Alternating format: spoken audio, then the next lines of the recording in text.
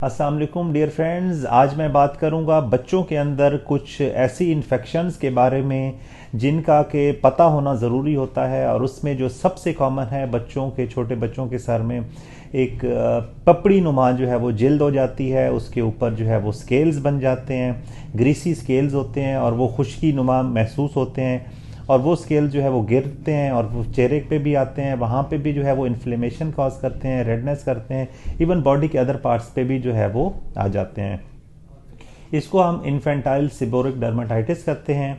और इसमें जो है सर की जिल्द के अंदर जो है वो एक ग्रीसी से स्केल्स बनना शुरू हो जाते हैं। इनिशियली वो बड़े पतले से फ्लेकी से होते हैं, लेकिन with the passage of time वो स्केल्स डार्क और मोटे हो जाते हैं और वो स्केल्स जो है वो सर के ऊपर जो है वो चिपकना शुरू हो जाते हैं, फिर मोटे हो जाते हैं और फिर उसके ऊपर खारिश, इन्फ्लेमेशन, रेडनेस और सेकेंडरी केसेस में इन्फेक्शन का बायस बन जाते हैं। तो इनको हम जो है सबसे पहले असेस करते हैं, पेशेंट को देखते हैं, उन ग्रीसी स्केल्स को जो है वो एग्जामिन किया जाता है। उसके बाद हम देख के उसको डायग्नोज करके सर्टन हम जो है वो एंटी फंगल शैम्पूज होते हैं।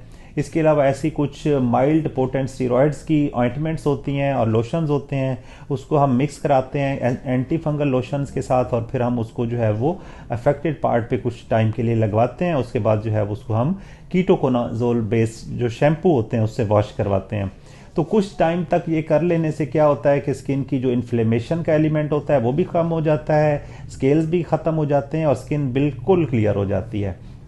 लेकिन ये एक रिमिटिंग रिलैप्सिंग प्रॉब्लम है, यानी कि एक दफ़ा ठीक होता है, फिर बार बार हो जाता है, दूसरी दफ़ा हो जाता है, तो फिर हम माइल्ड सा उसको जो है वो इवन लिक्विड पैराफिन के साथ भी है डिज़ोल्व करने की कोशिश करते हैं।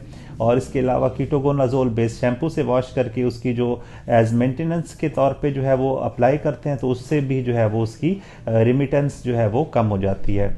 लेकिन सबसे पहले असेस करना ज़रूरी होता है। अगर इन पार्ट्स के ऊपर ये वाली चीज़ें आ रही हैं तो फिर उसके बाद आपको ज़रूरी है कि आप डर्माटोलॉजिस्ट से ओपिनियन लें। खुद से कोई स्टेरॉयड क्रीम्स या ऑइंटमेंट्स या नाम नेहाद जो क्रीमें आपको मिलती हैं उससे ये प्रॉब्लम एग्रेवेट भी हो सकता है और उसके बाद वहाँ पे सेकेंडरी बैक्टीरियल इन्फेक्शंस भी हो सकती हैं जो कि आपके लिए और आपके बच्चे के लिए जो है वो नुकसानदेह साबित हो सकती हैं।